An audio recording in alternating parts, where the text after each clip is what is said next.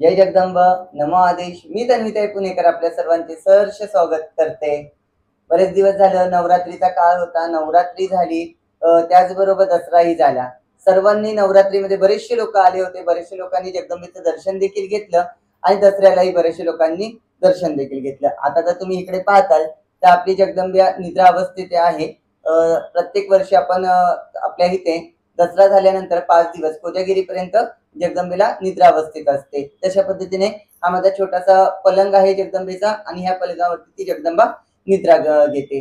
आता 1-2 दिवसामध्येच आता येणार आहे ती आपली कोजागिरी पौर्णिमा म्हणजे शरद पौर्णिमा. आता शरद पौर्णिमेच्याही सर्वांना हार्दिक शुभेच्छा. बरेच जण आता जे शाक्त पंथातले असतील, शरद पौर्णिमेच्या दिवशी काही लोक उपवास सोडतात. तर जे काही लोकांचे उपवास असतील आणि नवरात्रीत काही लोक शरद पौर्णिमेपर्यंत ठेवतात, त्यांना खूप खूप शुभेच्छा. आता आपण आज काल तर तुम्ही पाहिलं असेल, क्वचित काही लोकांनी पाहिलं असेल, काही लोकांनी पाहिलीही नसेल. काल आपण एक पोस्ट टाकली होती की बऱ्याचशा लोकांच्या प्रश्नांवरती काही ना काहीतरी उपाययोजनेनुसार आपण एक छोटीशी माहिती देत आहोत. म्हणजे एक छोटासा व्हिडिओ देत आहोत. बरेच दिवस झालं अनेक गोष्टींवरती व्हिडिओ चालू होते. म्हणजे जसं की आता नवरात्रीवरती व्हिडिओ झाले, त्याचबरोबर त्याच्या अगोदर झाले तर गणपतीवरती झाले, त्याचबरोबर पितृपक्ष पंधरवड्यावरती झाले. असे अनेक व्हिडिओ झाले होते. अनेक मध्ये गोष्टींमध्ये आपण फक्त माहिती दिली, संवाद दिला, संवाद साधला, त्याच गोष्टीवरती आपण व्हिडिओ केले. पण आज आपण काही वेगळ्या पद्धतीने व्हिडिओ करत आहोत. वेगळी पद्धत म्हणजे अशी काही नवीन नाही, सोप्या आणि घरगुती सामानांमध्ये. आता ही कशासाठी आणि का, जसं काल तुम्ही पाहिलं असतालच, कालच्या पोस्टमध्ये असं मी व्हिडिओमध्येही सांगितलेलं आहे.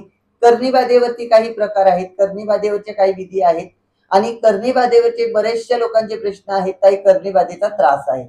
तर घरगुती पद्धतीने प्रत्येकाला सहज उपलब्धी असलेल्या सामानामध्ये काही लोकांचा काही त्रास निवारता येईल, हे जसं शक्य असेल त्या पद्धतीने आपण हा व्हिडिओ तयार करत आहोत.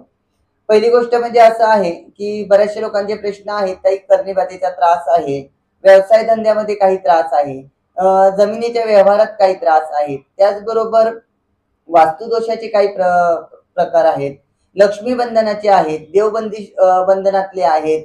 त्याच प्रकारे वास्तूमध्ये काही निगेटिव्ह गोष्टींचे प्रकार आहेत. अशा अनेक गोष्टींसाठी एक छोटासा उपाय म्हणून आज आपण घेऊन आलेलो आहोत. आता सर्व लोक असेच म्हणतात, ताई तुम्ही हे उपाय डायरेक्ट देता, तर हे कशासाठी का? तर कसं होतं असतं, आपल्या गादीवरती बरेचसे लोक येतात. त्यांना आपण चांगल्या पद्धतीने ट्रीटमेंट सुद्धा करतो आणि देतो सुद्धा. त्यांच्यावरती आपण मार्गदर्शनही करतो. त्यांना बांधणी यंत्र कार्यही देतो. पण असं आहे आपल्या महाराष्ट्रामध्ये अशी काही लोक आहेत की माझ्या पुण्यापासून अगदी खूप लांब राहिला आहेत किंवा पुण्यापर्यंत येण्याची अशा लोकांची ऐपत नाहीये, तेवढी त्यांची परिस्थिती नाहीये. त्याचबरोबर इथे येऊन त्यांना येण्या जाण्याचा खर्च परवडत नाहीये, अथवा त्यांना इथली दक्षिणा परवडत नाहीये, अथवा घरात काही बंधनं आहेत. काही लोकांचे व्यवसायाची कामं आहेत, काही लोक जॉबला जाणारे आहेत, काही लोकांच्या घरी वृद्ध वयस्कर आई वडील आहेत, सासू सासरे आहेत, त्यांना घरी सोडून येऊ शकत नाही. असे बरेचसे लोकांचे बरेचसे प्रश्न आहेत.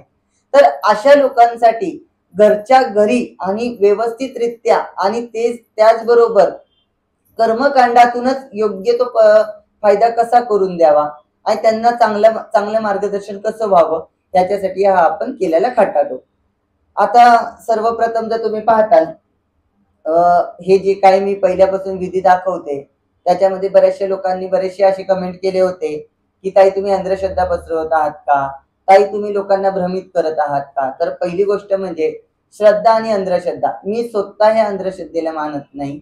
मी स्वतः कोणत्याही अंधश्रद्धेला मी धरत नाही आणि अंधश्रद्धेला पाठिंबा देखील देत नाही. हे जे काही करत आहे, हे जे काही दाखवत आहे, हे माझ्या मनाचे नसून किंवा मी माझ्या स्वतः तयार केलेले नसून, जे पिढ्यानपिढ्या चालत आलेलं आहे, पिढ्यानपिढ्या करत आलेल्या आहे, या पद्धतीचे दाखवत आहे. कोणत्याही गोष्टी मी अशा माझ्या मनाच्या किंवा समाजामध्ये अंधश्रद्धा पसरावी अशा नाही. त्याचबरोबर कोणतेही आता 1-2 जणांचे मी व्हिडिओ देखील पाहिले. आता ते कोणाला घालून असो कोणाला पाडून असो त्याच्याशी मला घेणं देणं नाही. पण अशा काही व्हिडिओमध्ये दाखवण्याचाही प्रयत्न केला की बाजारातून 20 आणि 30 रुपयाचं पुस्तक आणून तुम्ही त्यातली एखादी माहिती वाचून समोर दाखवता. आता पहिली गोष्ट म्हणजे जर आतापर्यंत मी जे जे तोडगे दाखवलेले आहेत, जे ज्या गोष्टी दाखवलेल्या आहेत, त्या तुम्हाला बाजारातल्या पुस्तकासारख्या जर दिसल्या तर तुम्ही मला सांगावं. पण मला तसं आवडतच नाही. हां, पुस्तकं तर मी वाचते. पुस्तकं वाचण्याची देखील आवड आहे आणि पुस्तकं ती मी आणते सुद्धा. पुस्तकं जरी वाचले तरी पुस्तकामधून किती घ्यायचं आणि जे काही पिढ्यानपिढ्या चालत आलेलं आहे, हे किती घ्यायचं हे मला समजतं. आणि शेवटी पहा, पुस्तकाशिवाय ज्ञान नाही. कोणीही असो, अथवा शिक्षक असू, मास्तर असू, प्रोफेसर असू अथवा कुठलाही मोठा व्यक्ती असो, पंतप्रधान जरी असला तरी त्याला पुस्तकाशिवाय ज्ञान प्राप्त होत नाही. म्हणजे एखाद्या विद्यार्थ्याला शाळेमध्ये त्याचं ऍडमिशन घेतल्यानंतर शिक्षक जेव्हा त्याला पुस्तकातूनच शिकवतात तेव्हाच तो व्यक्ती ज्ञान प्राप्त करतो. म्हणजे पुस्तकाशिवाय आपल्याला ज्ञान प्राप्त होतच नाही. म्हणजे असं कोणी म्हणू नका की बाजारातून 20 आणि 30 रुपयाचं पुस्तक आणून त्यातले मार्गदर्शन चुकीचे आहेत, असंही नाही. शेवटी पुस्तक हे माणसाला जन्मापासून मरेपर्यंतच लागतं. शेवटी जन्म झाल्यानंतर कुंडली काढायलाही पुस्तकाचीच आवश्यकता असते. मेल्यानंतर मृत्यूपत्रासाठी पुस्तकाचीच आवश्यकता असते. म्हणजे पुस्तक जन्मापासून मरेपर्यंत माणसाला गरजेचं आहे आणि पुस्तकी ज्ञान असणंही गरजेचं आहे आणि बाहेरील ज्ञान असणंही गरजेचं आहे, आध्यात्मिक ज्ञान असणंही गरजेचं आहे. म्हणून या विषयावर सुद्धा कोणाचे काही मतभेद असतील त्यांनाही समजलंच असेल. आता बोलणाऱ्यांनी बोलले असतील, ज्याला काही बोलायचं ते बोलू द्या. शेवटी कोणाच्या तोंडाला हात लावू शकत नाही आपण. आता आपण हे सर्वस्व जो सामान घेतलेलं आहे त्याची मी थोडीफार माहिती करून देते. सर्वप्रथम जर तुम्ही इथे पाहताल तर हे पिवळे अक्षदा आहेत. अक्षदा म्हणजे जे अख्खे तांदूळ असतात, हे अख्खे तांदूळ हळदीमध्ये कालवून घेतलेले पिवळे तांदूळ, अशा प्रकारे हे पिवळे तांदूळ आहेत. त्याचबरोबर मायाजाळ.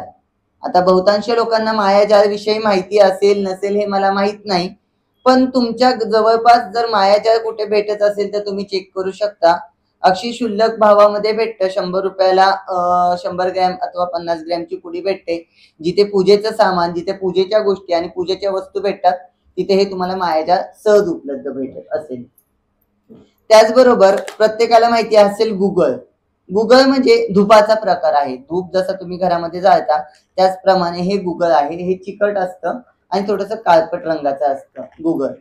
त्याचप्रमाणे ही लवंगा. लवंगा प्रत्येकाला माहिती असतात. बाजारामध्ये सहज किराणाच्या दुकानामध्ये कोणत्याही घराजवळील दुकानामध्ये सहज उपलब्ध असतात. त्याचबरोबर आपल्या समोर आहे तो कापूर. आता मी हा कापूर साधा घेतलेला आहे. तुमच्याकडे जर भीमसेन कापूर असेल तर अतिउत्तम, चांगलाच प्रभाव आहे. आता हे सर्व सामानामध्ये तुम्हाला अक्षता तर घरातल्याच आहेत. त्याचबरोबर लवंगाही घरामध्ये असतातच. माणसाच्या लवंग प्रत्येकाच्या घरामध्ये असते. फक्त मायाजाळ आणि गुगळ ह्या दोन गोष्टी क्वचित, गुगळ प्रत्येकाच्या घरात असतं, मायाजाळ क्वचित लोकांच्या घरात असतं नसतं. आता प्रत्येकाने आपापल्या पद्धतीने पाहून घ्यावं. आता पहिली गोष्ट म्हणजे जसं की मी सांगितलं मायाजाळ. मायाजाळ हे बऱ्याचशा अघोर कार्यापासून, शाक्त पंथातल्या काही धार्मिक विधीपासून, त्याचबरोबर आपल्या कर्मकांडापर्यंत या सर्व गोष्टीमध्ये चालणारं म्हणजे मायाजाळ. आता मायाजाळ प्रत्येकाला सहज उपलब्ध होऊ शकतं का नाही याची मी गॅरंटी देऊ शकत नाही. पण जर पुणे भागातली काही लोक असतील तर पुण्यामध्ये आपल्या मंडई विभागामध्ये तुम्हाला सहज उपलब्ध होईल. तर ह्या आपल्याकडे 1, 2, 3, 4 आणि 5 ह्या 5 गोष्टी असणं गरजेचं आहे. त्याचबरोबर समोर आहे तो 6वा म्हणजे कव्हर, म्हणजे कव्हाळ. प्रत्येकाच्या भाषेमध्ये कव्हर, कव्हाळ असे बरेचसे शब्द असतात. आता ह्या कव्हाळाचा जो व्हिडिओ आहे, सर्वप्रथम जो माझा चॅनल होता त्यावेळेस मी हा केला होता. त्यावेळेस कव्हाळ जे काही होतं ते घराला लावण्यासाठी होतं. पण आता हे कव्हाळ आपण वेगळ्या कार्यासाठी करत आहोत. वेगळं कार्य म्हणजे कोणतं, तर जे की तुमचं कर्णीबाधेपासून, लक्ष्मीबंधनापासून, वास्तुदोषापासून ते तुमच्या वैवाहिक जीवनामध्ये जी काही येणारी संकट, त्याचबरोबर मुलांच्या शरीराचे काही दोष म्हणजे मुलांना आजारपण, घरामध्ये वृद्ध व्यक्तींचे आजारपण, त्याचबरोबर तुमच्या घरातील काही संकटे, अशा अनेक गोष्टींसाठी याचा वापर होत असतो. तर आज आपण ह्या अशाच पद्धतीने ह्या कवळाचा वापर करून यातून काही विधी दाखवणार आहोत. ह्याची काही मंत्रोच्चारण सुद्धा दाखवणार आहोत. तर आता पुढे पाहू. आता जर तुम्ही इथे पाहताल तर आपण ह्या कव्हळ्याला डोळे काढून घेतलेत, नाक आहे, तोंड आहे, ह्याच्यामध्ये तुम्हाला गुलाल भरून घ्यायचा आहे. गुलाल आपल्या घरात जो असतो, जसं की काही लोकांच्या इथे भैरोबाचा गुलाल वेगळा असतो, काही लोकांच्या इथे जे आपल्या जसं की कोल्हापूरच्या ज्योतिबाचा वेगळा असतो, त्याचबरोबर याचा दावजी पाटलाचा वेगळा असतो. तर तुमच्याकडे जो गुलाल असेल तो चालेल. म्हणजे जो जो कोणता गुलाल तुम्ही यूज करत असाल तुमच्या देवपूजेमध्ये तो गुलाल घ्यावा. आता कोल्हापूर साईडची जी काही लोक आहेत त्यांच्या इथे ज्योतिबाचा एकदम धम्मक असा थोडासा गुलाबी रंगासारखा असतो आणि जे आपले म्हसोबाचा त्याचबरोबर दावजी पाटलाचा असतो हा थोडासा अपुष्ट असतो, म्हणजे थोडासा लाल आणि थोडासा किंचित असा कमी असतो. आता कशा पद्धतीचे मला सांगता येत नव्हतं म्हणून समजून घ्यावे. त्याचबरोबर हा जे काही आहे कवच जर तुम्ही इथे ठेवून घेतलात त्याच्या बरोबर आपल्याकडे जे काही अक्षदा आहेत त्या पिवळ्या अक्षदा आहेत त्या पिवळ्या अक्षदा 3 वेळा ह्याच्यामध्ये सोडून घ्याव्यात. अशा पद्धतीने 3 वेळा अक्षदा सोडून झाल्यानंतर जे काही मायाजाळ आहे ह्या मायाजाळमधलं थोडस ह्यात सोडून घ्यावं. त्याचबरोबर तुमच्याकडे जे काही गुगळ आहे त्या गुगळाचा एक थोडासा खडा यात सोडून घ्यावा. त्याचबरोबर लवंगा घेताना लवंग ही पूर्ण अख्खी असावी, त्याच्यावरती जे काही फूल आहे हे पूर्ण असावं. हे पूर्ण फूल अशा 11 लवंगा याच्यामध्ये तुम्हाला टाकून घ्यायच्या आहे.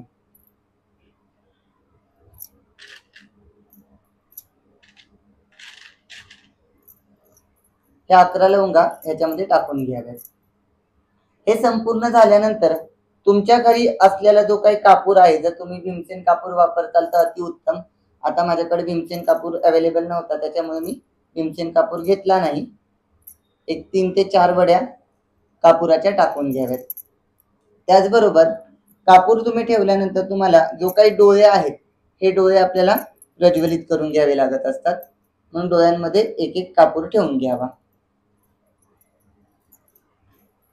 आता अशा पद्धतीने हे फक्त आपण मांडणी करून घेतलेली आहे. याची फक्त विधी न करता फक्त मांडणी आहे. आता ही मांडणी झाल्यानंतर हे तुम्हाला जर तुम्ही तुमच्या घरामध्ये तुमच्या देवघरामध्ये जर काही म्हसोबाचं अथवा धावजी पाटलाचं स्थान दिलं असेल तिथे ठेवून घ्यावं, पण आपल्या देवघरामध्ये ठेवू नये. तुमच्या देवघरापाशी धावजी पाटील म्हसोबाचं स्थान असेल तर चालेल, पण देवघरासमोर नसावे याची दक्षता घ्यावी. कारण की असं होतं आपली जगदंबा झालं, आपल्या देवघरामध्ये शाक्तपंत, शिवपंत, त्याचबरोबर आपले भगवंत विठ्ठल, पांडुरंग, त्याचबरोबर श्रीकृष्ण यांच्या देखील मूर्त्या असतात आणि कर्मकांडी कार्य इथे त्यांच्या समोर चालत नाही. जर तसं जर कोणतंही नसेल तर तुमच्या घरामध्ये गॅलरी असेल अथवा सेपरेट रूम असेल अथवा जर तुम्ही तुमच्या घरामध्ये जर एक सेपरेट जागा असेल, दक्षिणेला जागा असेल, तिथे जरी तुम्ही हे पाटावरती ठेवून घेतलं तरी चालेल. आता माझ्या इथे खाली वीर कंगण ठेवलेलं आहे. वीर कंगण प्रत्येकाकडे अवेलेबल नसतं. जर वीर कंगण असेल तर अतिउत्तम, नसेल तर खाली तुम्ही पाटावरती ठेवू शकता किंवा खाली गोल वाटी ठेवून जरी ठेवलं तरी चालतं. आता प्रत्येक गोष्टीला मंत्र कार्य सुद्धा असतं. हे तुम्ही नुसतं घेतलं आणि ह्याचं कार्य केलं असं होतं असं नाही. आता मंत्र कार्य काय आहे, आता ह्याचे काही मंत्र असणार आहेत. तर हे जे काही मंत्र पूर्ण मोठा मंत्र आहे, पण त्यातला मी तुम्हाला समजेल आणि तुम्ही त्याचं कार्य व्यवस्थितरित्या करू शकता याच्यासाठी मी तुम्हाला सोप्यात सोपा छोटासाच मंत्र देणार आहे. आणि हा देखील जरी मंत्र नाही जमला तरी त्याच्यासाठी मग तुमच्या रोजच्या पाठ असलेला मंत्र सुद्धा देणारच आहे. आता हे तुम्हाला कधी करायचंय हे पहिले समजून घ्यावे. उद्याची येणारी आपली कोजागिरी पौर्णिमा, शरद पौर्णिमा, प्रत्येक जण शरद पौर्णिमा, कोजागिरी पौर्णिमेला संध्याकाळी दुधाचा नैवेद्य चंद्राला दाखवतात. त्याच्यानंतर चंद्र, सूर्य, लक्ष्मी, कुबेर यांची पूजा करून घेतात. ही सर्व तुमची पूजा झाल्यानंतर कोजागिरी पौर्णिमेच्या संध्याकाळी तुम्ही करू शकता. अक्षी संध्याकाळी 12:30-1च्या दरम्यान मध्ये केलं तरीही चालेल किंवा अक्षी सकाळी पहाटे ब्रह्ममुहूर्ताच्या वेळेस तुम्ही केलं तरी देखील चालेल. इथे कोणताही प्रॉब्लेम येणार नाही. फक्त ब्रह्ममुहूर्तामध्ये 4:30 ते 5च्या दरम्यान मध्ये न करता 5 नंतर सकाळी 7 पर्यंत करू शकता. आता हे तुम्हाला किती दिवस करायचे आणि तुम्ही हे किती दिवस करू शकता? पहिली गोष्ट म्हणजे जी आपली शरद पौर्णिमा, त्या शरद पौर्णिमेपासून जी आपली येणारी दिवाळीची अमावस्या म्हणजे दीप अमावस्या, आपली लक्ष्मीपूजन, ह्या दिवसापर्यंत, या अमावस्येपर्यंत तुम्ही हे करू शकता. मग जर तुम्हाला आज तुम्ही कोजागिरी पौर्णिमेला केलं, त्यातून तुम्हाला चांगला मार्ग वाटला, तर तुम्ही पुढच्या 3 ते 4 दिवसांनी परत एकदा करावे. त्याच्या परत 3 ते 4 दिवसांनी परत एकदा करावे. अशा पद्धतीने ह्या 15 दिवसाच्या काळामध्ये तुम्ही 3 ते 4 वेळेस तुम्ही करू शकता. म्हणजे त्याचबरोबर काय होतं, आता प्रत्येक जणाला माहिती आहे, अक्षी डॉक्टरकडे गेलात, गोळी खाल्ली की माणसाला लगेच बरं वाटत नाही. त्याच्यासाठी गोळ्यांचा कोर्स सुद्धा पूर्ण करावा लागतो. त्याच पद्धतीने हे तुम्हाला 15 दिवसातून 3 ते 4 वेळा करणं गरजेचं आहे. आता हे तुम्ही पाटावरती समोर ठेवल्यानंतर तुम्हाला हे प्रज्वलित करून घ्यायचे.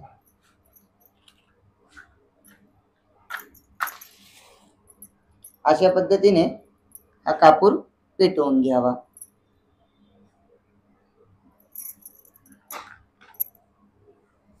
आता तुम्हाला समोर दिसत असेल, आता ह्याचं तोंड तुमच्याकडे असावं, पण कसं आहे, दाखवण्यासाठी मी कॅमेऱ्याकडे करत आहे, पण ज्यावेळेस तुम्ही हे करत असाल त्यावेळेस ह्याचं तोंड हे तुमच्याकडे असणं गरजेचं आहे.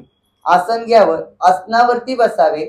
आसन हे कपड्याचं असावं, कोणताही पाट, टेबल, स्टूल नसावा. आता मी माझ्या गादीवरती बसलेले आहे, हे दाखवण्यासाठी बसलेले आहे, विधी करण्यासाठी नाही. तर तुम्ही बसते वेळी पूर्णपणे आसनावरती बसावे. समोर पाटावरती हे ठेवून घ्यावे. मांडी घालावी.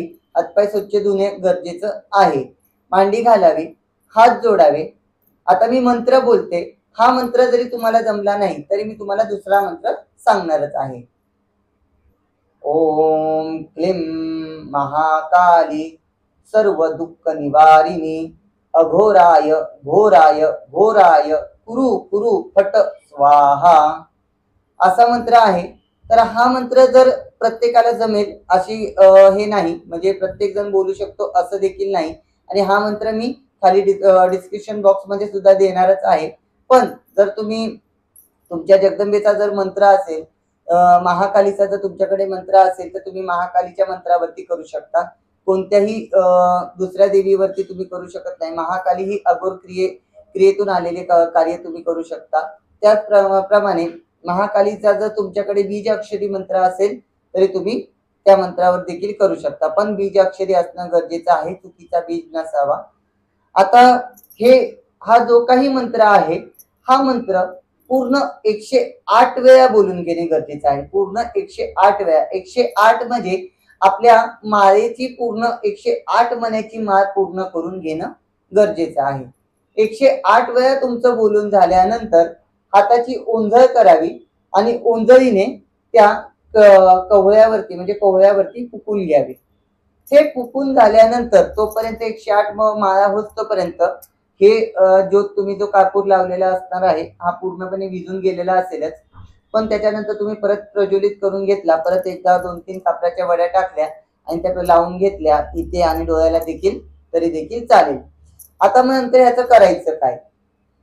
ही विधी पूर्ण झाल्यानंतर ह्याच्यामध्ये थोडीशी राख राहिलेली असते, ती थोडीशी काढून घ्यावी. ही राख तुमच्या उंबऱ्यावरती लावून घ्यावी. अथवा जर तुमच्या घरामध्ये जर पीडित व्यक्ती असेल, आजारपणाने पीडित व्यक्ती असेल, त्या आजारपणाच्या पीडित व्यक्तीच्या मस्तकाला लावून घेतली तरी देखील चालेल. घरामध्ये जर काही सुख शांततेचा काही प्रॉब्लेम असेल, घरामध्ये वितनवाढ असेल, भांडण असतील, तर वास्तूच्या दरवाजाच्या बाहेरून तुम्ही 11 वेळा उतरवलं तरी देखील चालेल. अथवा तर तुमच्या नात्यामध्ये, नातेसंबंधामध्ये पती पत्नीमध्ये काही वादविवाद असतील, दोघांनी एकमेकांच्या शरीरावरून 11 वेळा उतरवून घेतलं तरी देखील चालेल.